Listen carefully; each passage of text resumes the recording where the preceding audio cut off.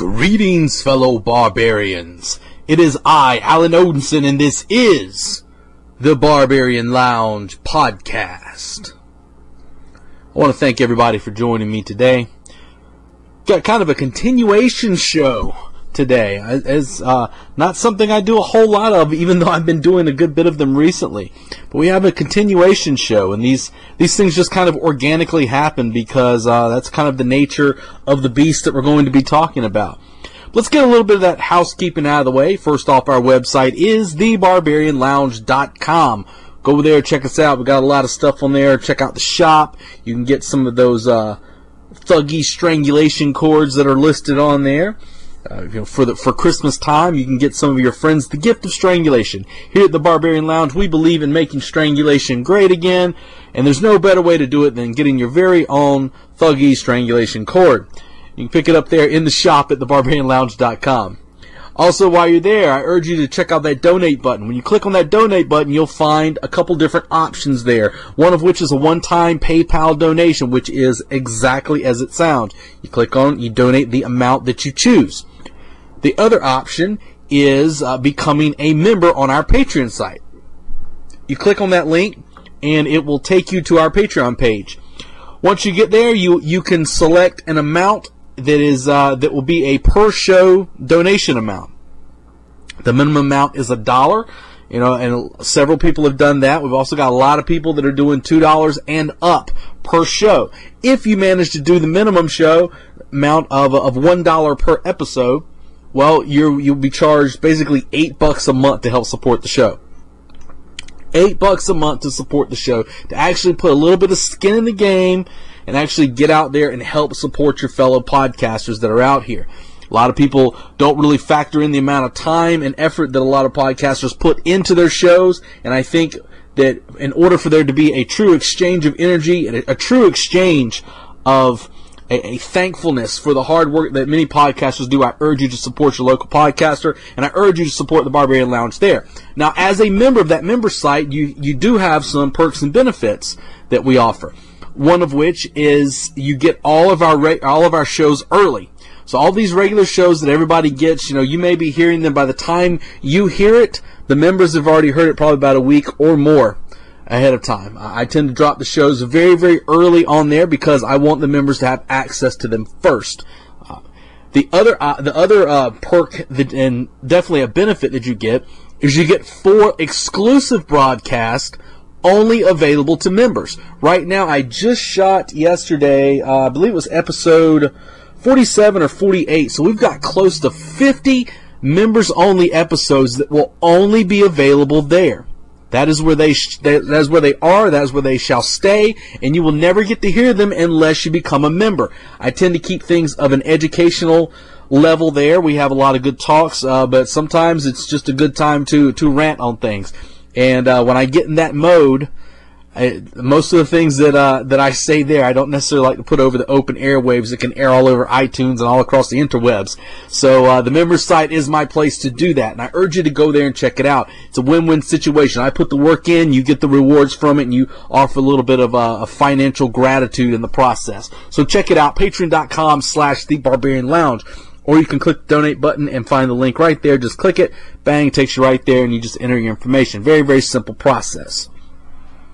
I also urge you to check us out on UCY.TV. Yes, UCY.TV, the Barbarian Lounge airs there. There's a live chat that goes on during the show. Check it out. Say hello to everybody. And you can talk to other people who are interested in the show as well. UCY also uploads a lot of our stuff to YouTube, which is pretty awesome. If our shows go over an hour, it gets cut a little bit. But, if some people are interested in those older shows that got hit with our hack attack earlier this year, that's a good way to listen to some of those shows. Now, a lot of those are edited because of the fact that they went over time. However, all members are going to have access to all that older content. That is going to be another member perk that I'm working on. It is a long, painstaking process to get every single one of those old shows re-uploaded to the site. So just bear with me, my fellow Barbarian patrons, and I will get it there. Also urge you to check out our sponsors Our sponsors, Odinson Archery. Odinson Archery, traditional bows made from non-traditional materials. The Halloween just passed us. The holiday season is rolling in upon us right now. It's not going to be before you know it, man. December will be in full swing and everyone will be scrambling for gifts. Everything at Odinson Archery is custom made to order. So what better thing to give friends and family this year than the gift of archery? And by purchasing from Odinson Archery, you are supporting this broadcast as well. So go there, check it out. There's a lot of different options on there. If you have any questions about Odinson Archery, I urge you to check out the articles. They're listed there, and you'll find many of your questions answered. Questions about your kids training archery, why the Odinson Archery bows are taking over the archery world right now. So check it out, OdinsonArchery.com. Our other sponsor, Mitacon. Yes, MitaconUSA.com. I'm going to read it my little commercial voice here. Mitacon, with a proper diet, supports the cell's fastest, most effective absorption of natural nutrients in each 250 milliliter bottle and sustains the body's mitochondrial generation of usable energy, key to producing ATP, the energy-rich fuel the body needs to achieve peak athletic strength, performance, endurance, and recovery. MitaconUSA.com. Yes, that is my commercial voice. I hope you enjoyed it. If you don't like it, I don't care. But, right now, Mitacon's got an Indiegogo campaign going on. You can find the information there on their site, and I urge you to check it out. I posted a few links to it in the show notes and everything.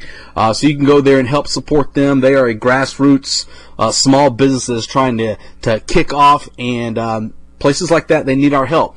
There's a lot of these mainstream energy drink companies that are out there that are filling their drinks, quite honestly, full of garbage. Mitacon is not that sort of thing. They've got, I was actually talking to some of the guys who work with the creation of the drink, and man, you would be amazed at the time they spend in there to keep all of the garbage out of this drink. And I will tell you this, don't expect this drink to be something that's just a caffeine-fueled high that you can take and you can drink it and just get buzzed off on caffeine. That's not the way this drink is designed. It's designed to give you a steady energy boost, but also for me it keeps my mind focused, and my recovery is another phenomenal thing that I use this drink for. Especially, when I do the heavy weight lifting, such as I did today, gotta have my Mitacon to keep me going, get those muscles recovered so I can get back out there. I mean, I'm trying to throw in my workouts as well as teaching martial arts several times a week. It can be quite painstaking sometimes. So check them out, MitaconUSA.com. Also urge you to check us out on Twitch. If you don't know what Twitch is, I would urge you to use the power of the internet on Google. Twitch is basically a game streaming service that we are located on, twitch.tv/Barbarian Lounge. If you go there and follow us there, what we do is we do several live broadcasts over Twitch. Basically, I will stream me playing a game. So I will be in the online gaming world playing a game, and you can interact with me as the game is going on, and we can talk. I like to kind of do a live show there. Pretty cool concept. It allows me to interact with a lot of the people in the gaming community, which is actually it's kind of a territory that a lot of people aren't venturing into. As I've said many times, our focus and our goals should be on the next generation. And to be perfectly honest with you, that's where they're hanging out. So the Barbarian Lounge is invading these areas.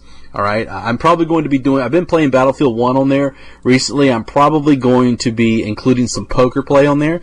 If you've been following my member shows, and even some of the shows I've done regularly, I've talked a lot about poker. And so I think you guys will find that pretty interesting as well. So check it out, twitch.tv/Barbarian Lounge. I think that's pretty much everything covered. You guys can follow us on iTunes and Stitcher and all that good stuff. So let's jump into the show here. Just a bit of information. First off, I have 0 notes in front of me, okay? I literally just finished working out, grabbed me something to drink, and I came in here to shoot the show because I actually wanted to shoot this show yesterday, but I wanted to give myself a little bit of time for everything to kick in and kind of get more information and everything, and a little bit of intelligence gathering, if you want to call it that. So I basically just came in here and I'm like, here we go, I'm firing off. So if I get lost a little bit and kind of drift off and get into different subjects, hey, forgive me, you guys know how my mind works. Second thing, last show you guys listened to, man, my throat was kind of jacked up from getting hit in the throat in training, which is something that's happened a couple times. I said it's something that can be very common with MMA gloves. They tend to slip into spots where regular boxing gloves do not. And I said on our members show, and I discussed it a little bit on there, I talked about on the members show about actually doing a demo video of me attacking and attempting to crush a trachea. You're probably thinking, Jesus Christ, Odinson, where in the world did you find somebody to volunteer for that? Well, they make these things called, it's a dehydrated beef trachea. And my dog loves them, okay? So I bought one for her and basically tested it out. Then after I tested it, I give it to her. But my test was to see if I could crush this beef trachea. And, if you watch the video's up on YouTube. If you don't know my YouTube channel, you can search Alan Odinson, AlanOdinson, and find me there. You can find that channel. I upload a lot of different stuff on there. But, one of the interesting things is with a human trachea is about 0.6 inches in width.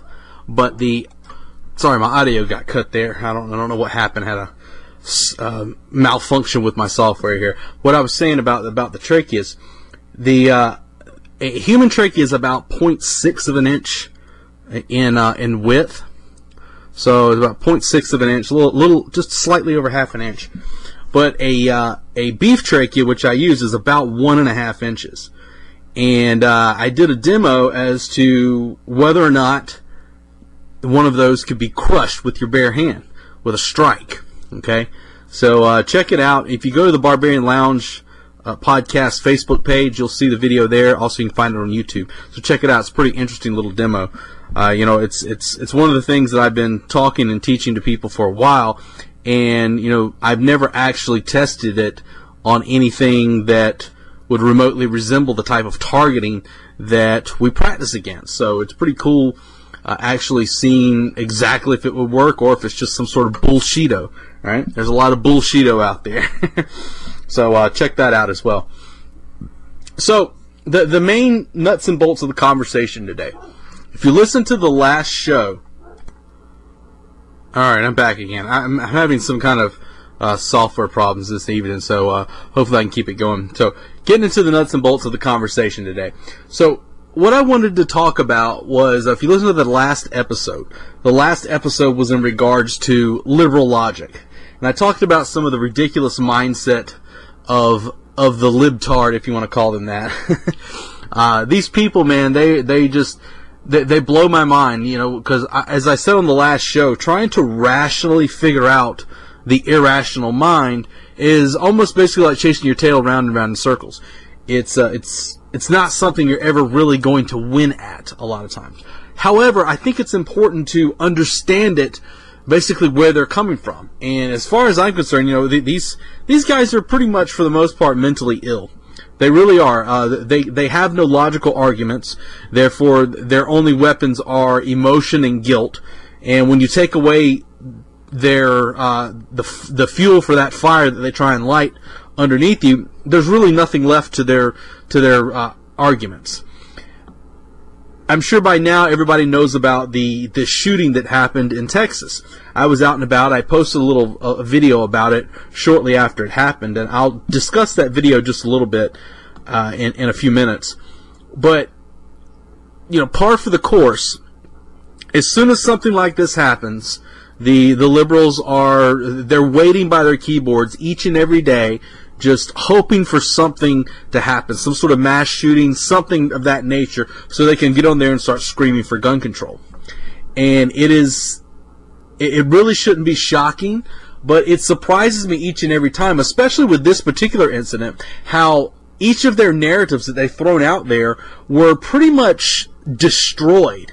Just completely and utterly destroyed. More and more, as more information comes out, we find that typical narrative that they throw out there is getting absolutely smashed. So we had a guy who, and I've heard conflicting stories about this. I tend to kind of go with the story of the guy who was actually there, which is one of the heroes of this whole incident.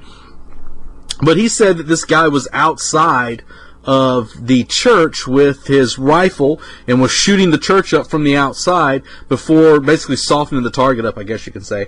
And then he walked in there to actually start finishing the job. So when this happened, you had a gentleman who was a neighbor. And from what I understand, this guy was taking a nap, which is pretty interesting, because I didn't know this when I shot my initial video, and it's kind of funny how all that plays in together with that particular video little snippet that I did.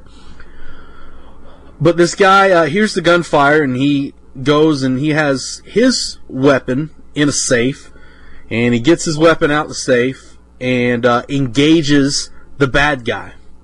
Bad guy leaves the scene. Car crashes later. No word right now as of the recording of this as to whether or not the guy took his own life or he was shot by the actual Good Samaritan. I wouldn't even necessarily call him Good Samaritan. He was shot by the man who was there, because that's one of the things we've talked about a bit on this show as well, is men being men. And that's what men do. That's what men do. When they see an attack on their community, on their people, that's when they stand up. When I shot the video, I made the comment that when you least expect it, that's when violence shows up. That's when the bad guys show up. The bad guys never show up when you're sitting there waiting with your tactical gear on, you got your guns loaded up, and you're waiting by the door. You know they're going to be there at 3:30 p.m. You're waiting. You know they're going to come in the front door. You know which way they're going to be looking like. You know everything about the situation. No, it's usually when you least expect it. I remember somebody telling me a while back, if you look at like westerns, right? When do they always kill the guy, right? When do they always get you? When do they get you in westerns? They usually get you when you're sleeping, when you're taking a bath, or when you're fucking. That's usually the times they get you. Or I guess you could say when you're drunk too. So if you can start finding ways to minimize that, you kind of close the door off. But you always have to be ready.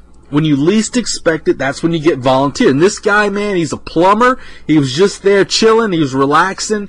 And he had no idea that on that day he was going to have to get into a gunfight. And it's amazing to me that we always hear the narrative, because I immediately started discussing some of these things, and I admittedly will sometimes troll places like CNN on Facebook, troll the comments. And it's not that I really want to have a debate with people, but whenever I want to do a show like this, I have to talk to these people to try and get get some of their actual quotes, where their mindset is at. And oh man, it is an absolutely hilarious rabbit hole to go down.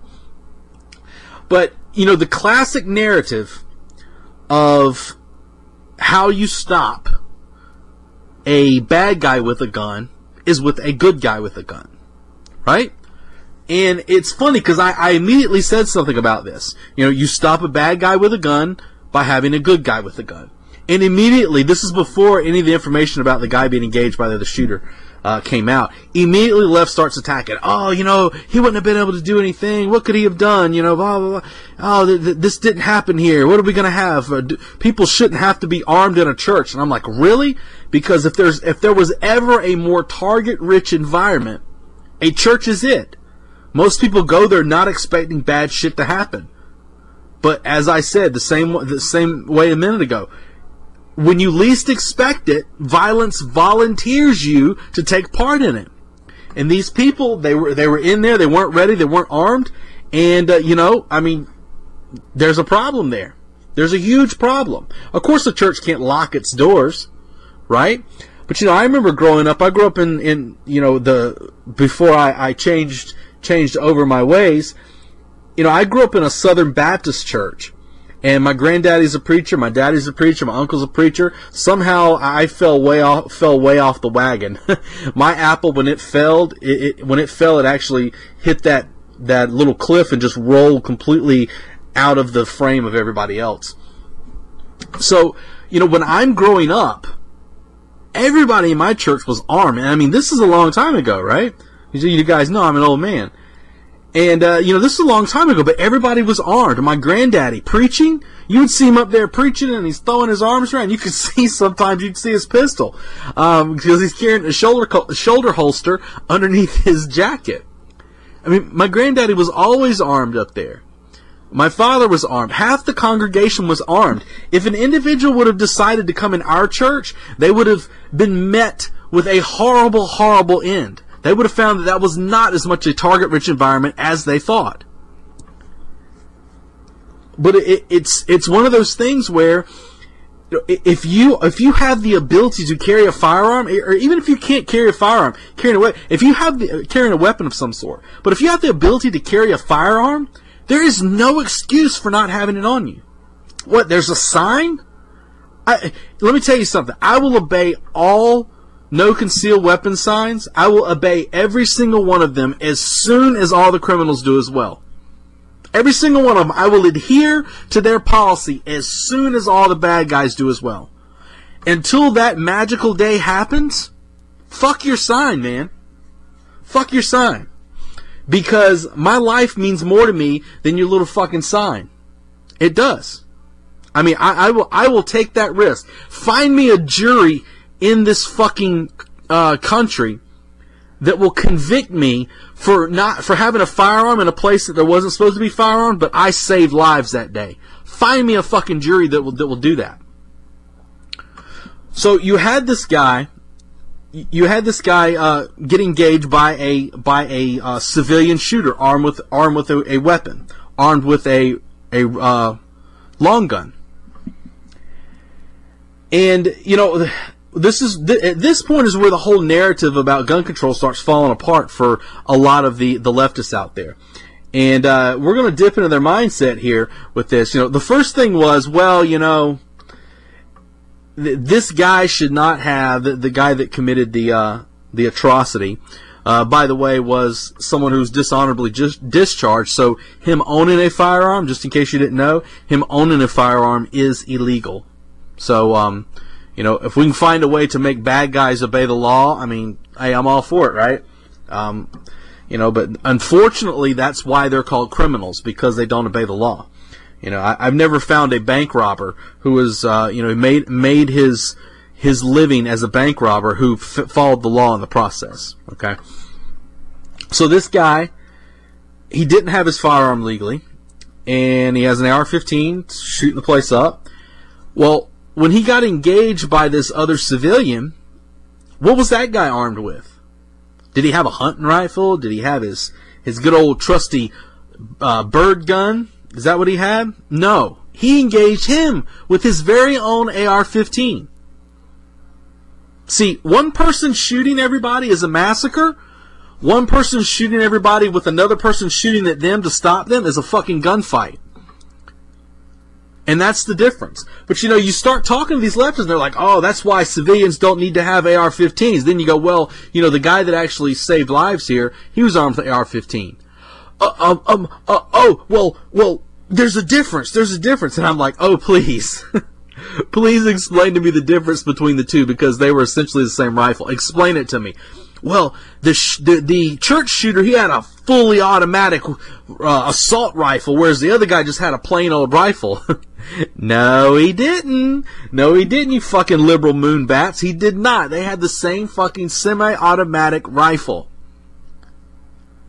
I mean, it amazes me that that these people are even allowed to speak on issues they don't know about.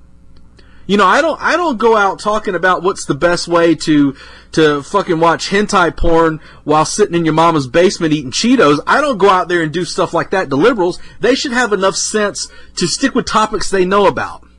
Okay? If you guys want to talk about that, you can talk about that, because you guys know about that sort of thing. Here, I'm going to talk about man shit. I'm going to talk about guns. I'm going to talk about fighting. Those are the things that men do. You little pansy boys sit down there in your basement with your fucking onesies on and sit down there and play your little video games. Okay? And post on message boards and talk about how you're going to start a fucking revolution. Let me know that. I think I slept through it because I woke up and nothing had happened.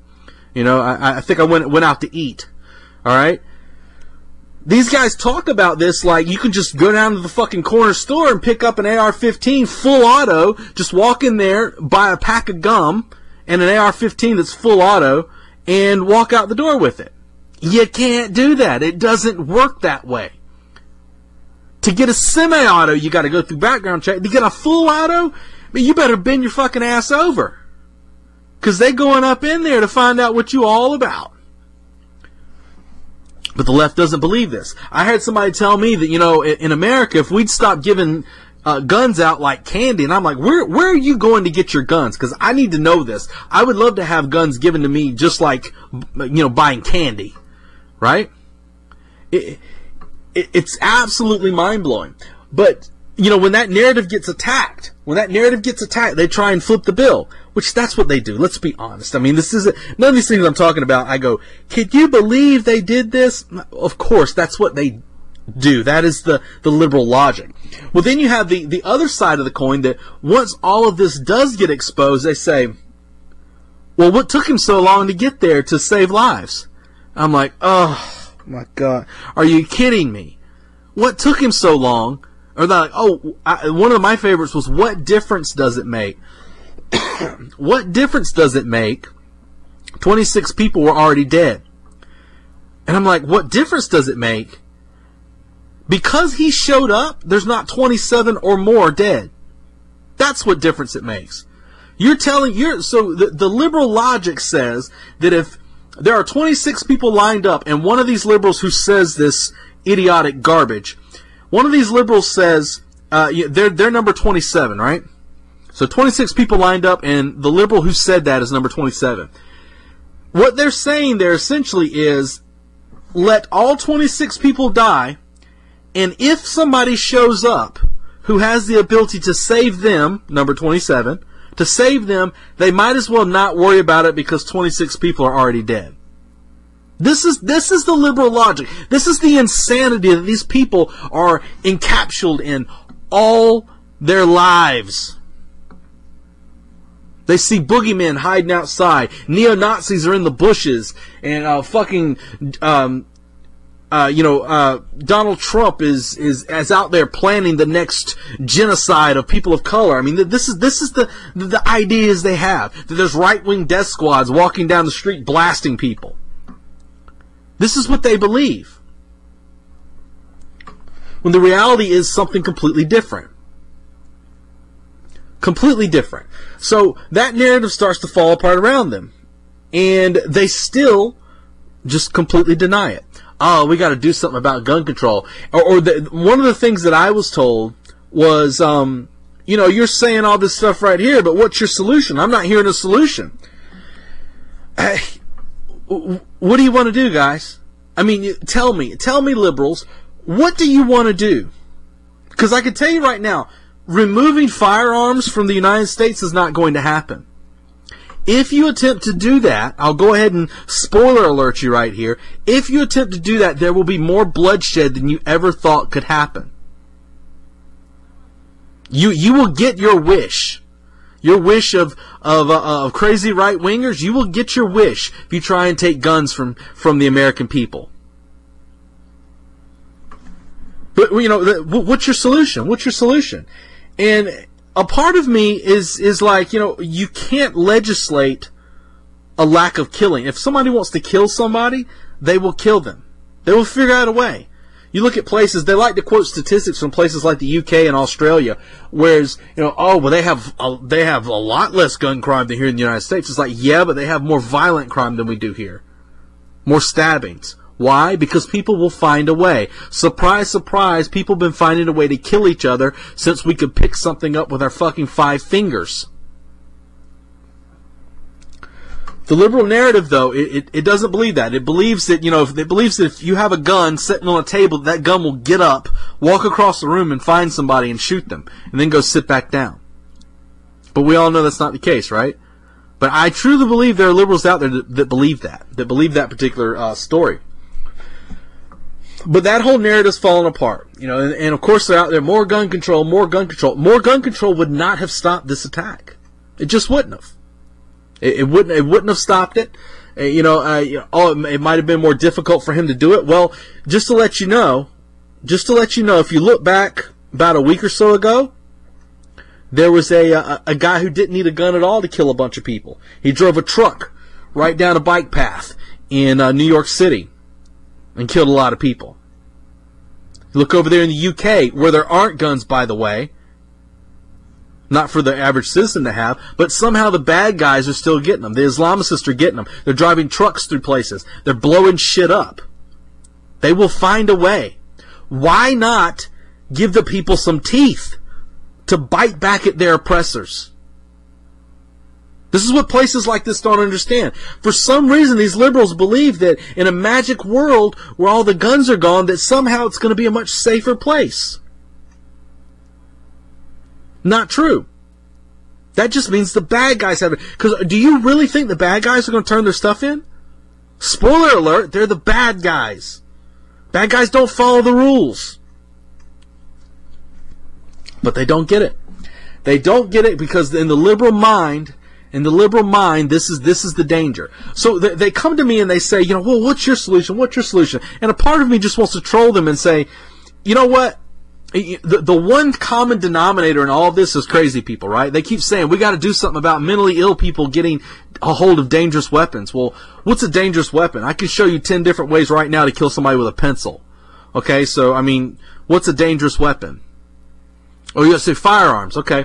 All right, well, firearms. First off, you can't stop them from getting them if they truly want them. They will steal them, which a lot of people do. A lot of these illegal guns that get run, guess what? They get stolen. But they will steal them. They will get hold of them and do their thing. So, or maybe the crazy person can't get hold of a gun and they'll just get in a car and drive through a bunch of people. Right? They'll steal a semi and drive it through a festival or something. Right? Okay. So, what is the common denominator? If we're talking magical fantasy worlds where no guns makes people safer, if we're talking magical fantasy worlds, why don't we talk about a magical fantasy world where we just start eliminating all the people who are mentally ill? Because that's a real thing, right? That's the common denominator, right? That's the problem is mentally ill people, right? That's what the leftists say. We got to do something about mental illness. Well, tell me something. I'll flip it around on you guys and say, if the mentally ill people are the problem, why not just kill all of them, right?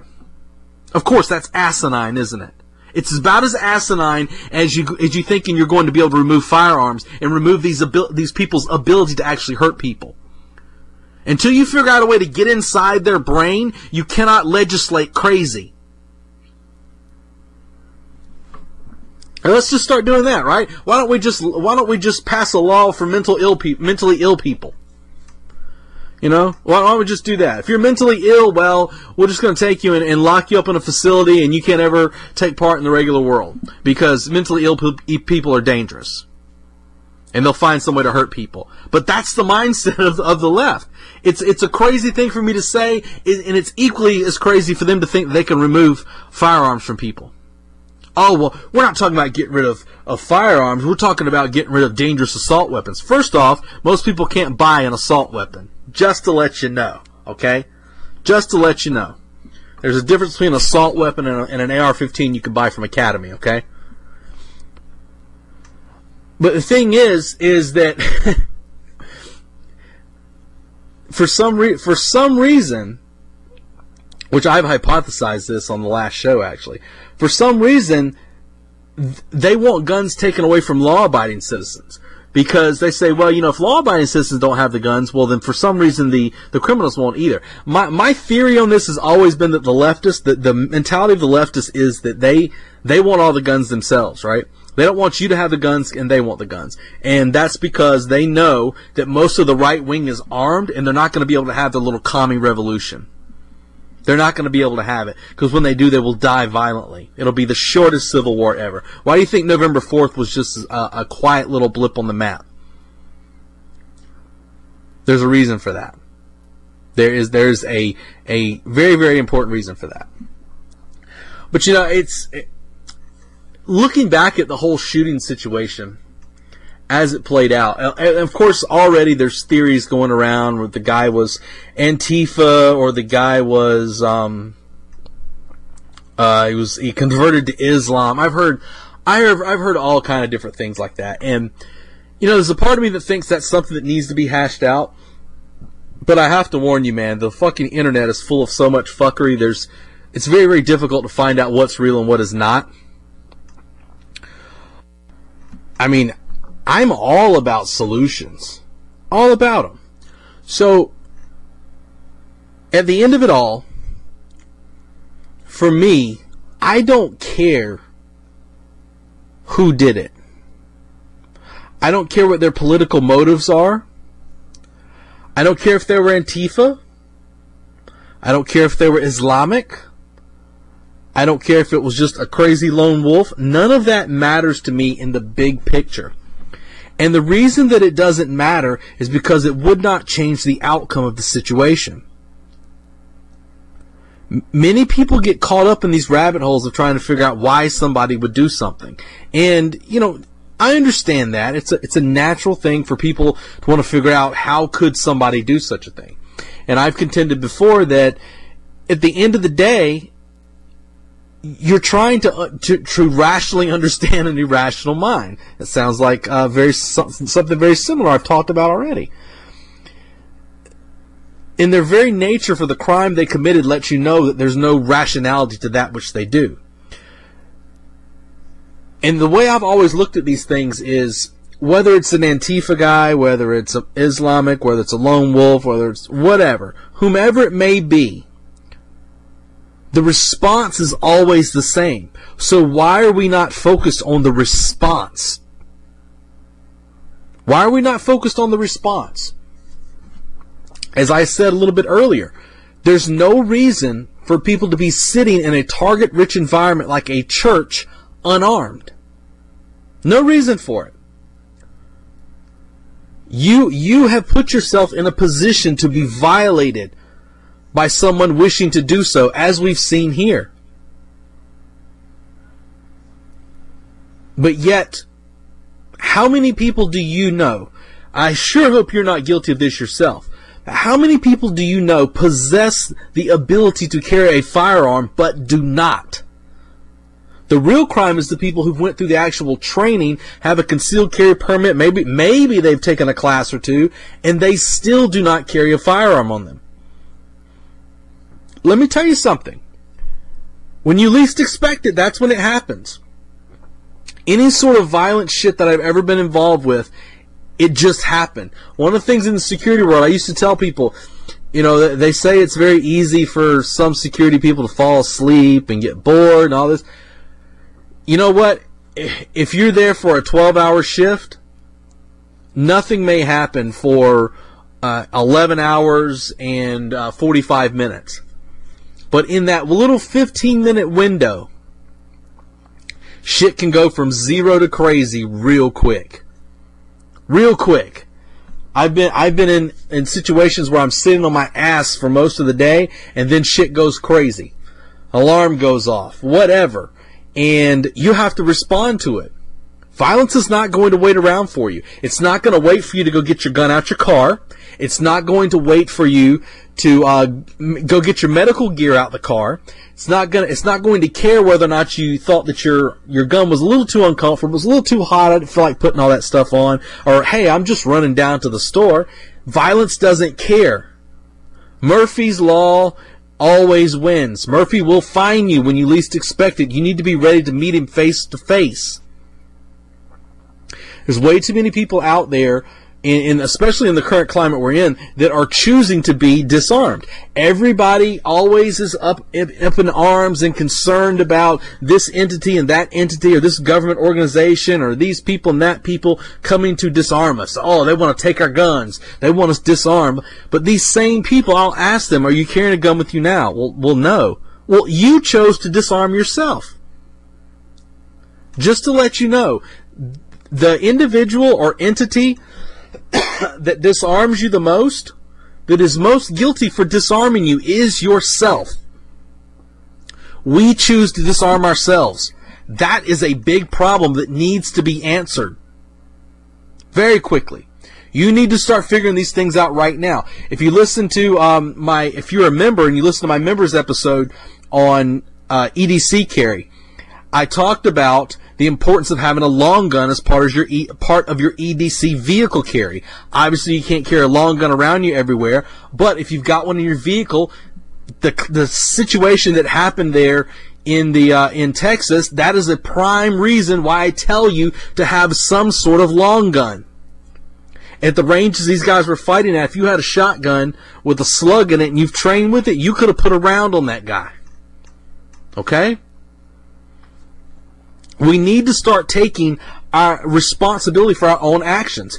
And I was talking to a gentleman. It's funny. He's on Twitter, and I've asked him to be on my show, but I've gotten no response back yet. Surprise, surprise. But he's a leftist. He's actually a writer for some comedian, I believe. And I'm talking to this guy about the responsibility for you to be ready for the fight, and he's like, oh, well, you've just got a twisted worldview about things. If you think that, because basically what I told him is I said, basically your strategy, because he was all against guns being in church. He loves to post that, like a lot of people, that they kind of drop this and think they can drop it in a conversation and just kind of walk away like, they've won. They like to post that Vice article where they basically put out a hit piece on how a good guy with a gun doesn't do any good.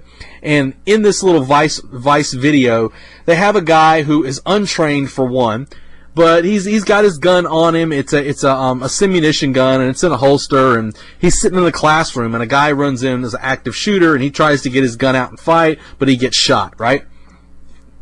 So there's a lot of problems with this particular article. First off, it was done with the intent to debunk. So do you think they're going to give the guy a legitimate chance?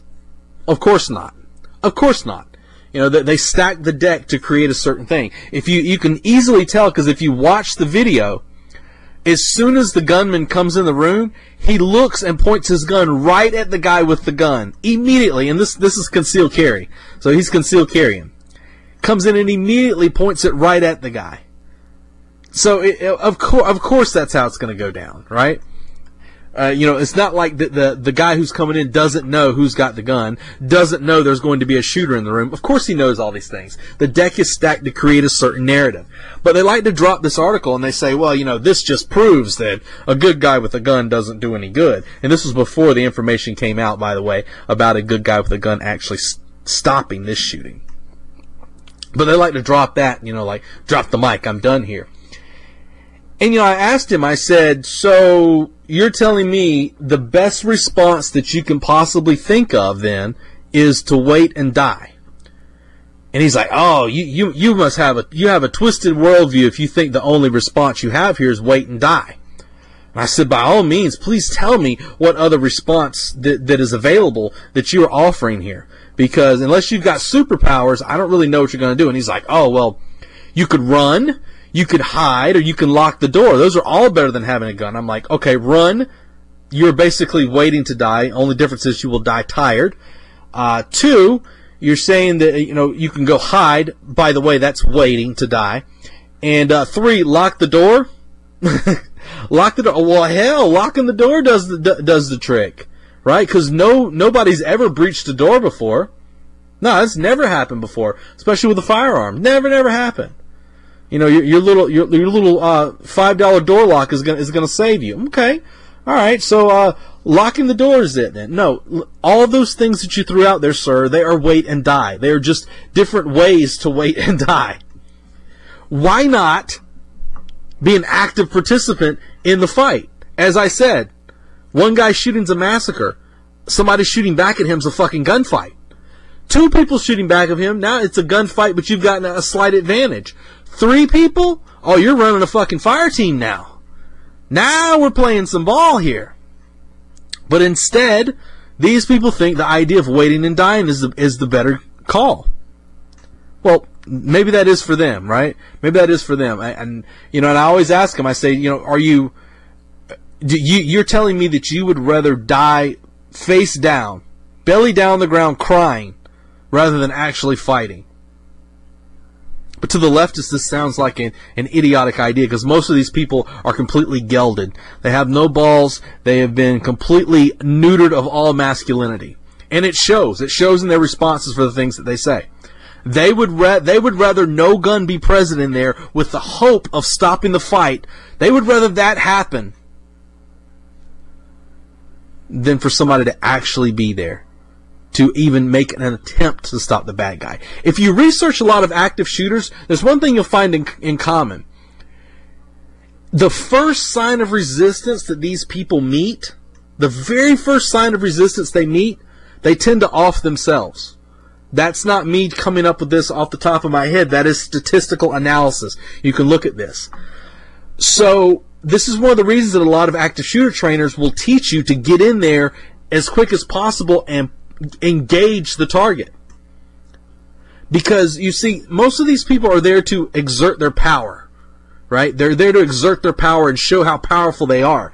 They do not want you to have any control of that situation. That is why they shoot themselves in the face, so as to not give the law enforcement officer the joy of taking the life of this fucking scumbag. They want to even strip that ability from you. So as soon as they meet some resistance, such as rounds hitting them, whether they're wearing body armor or not, they usually either flee or they off themselves. So why not give the people a chance?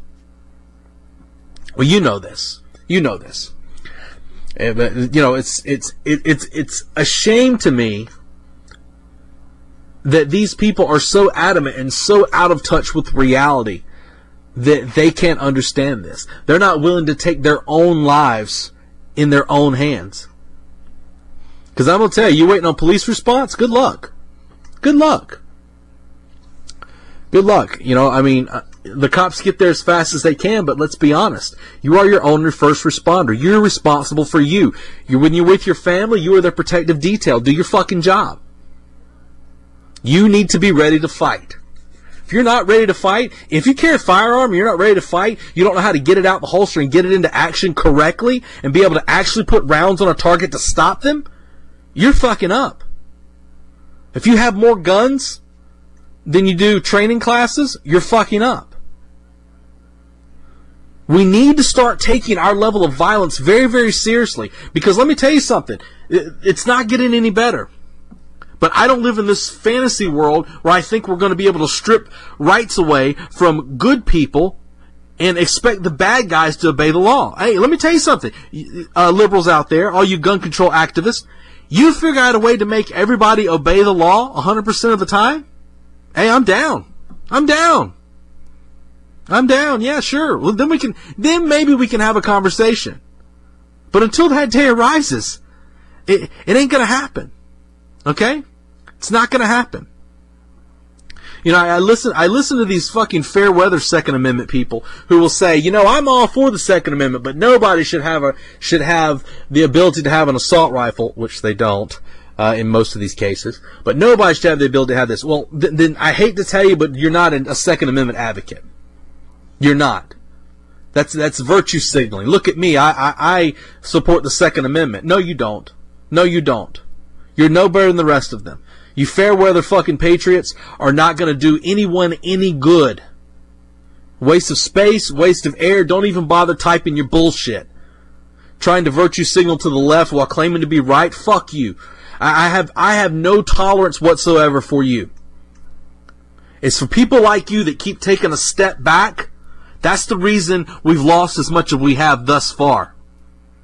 The Second Amendment, of all the amendments out there, the Second Amendment is the clearest of them all to understand. I do not know what part of shall not be infringed upon that you do not get.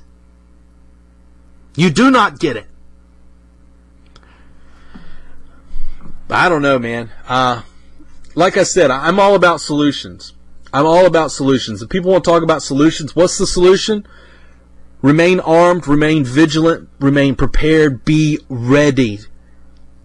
Every single day for the fight. Every single day. There's no excuse to not be ready. No excuse. Alright guys, I'm going to wrap this show up. I hope you enjoyed it. I enjoyed it myself. Sorry about the... I had a lot of audio problems today. I don't know what was going on with my software, but I'm going to have to see what's up with that. So, I appreciate you guys hanging with me. I enjoyed it. Remember, check us out at thebarbarianlounge.com. If you want some more content, some more informational content, rather than just me getting on here ranting sometimes, please check us out, our member site, patreon.com/thebarbarianlounge. Become a member. Stop sitting on the sidelines. Get in the fight. Support your local podcaster. So this is Alan Odinson. And now, my fellow barbarians, this broadcast of the Barbarian Lounge is closed.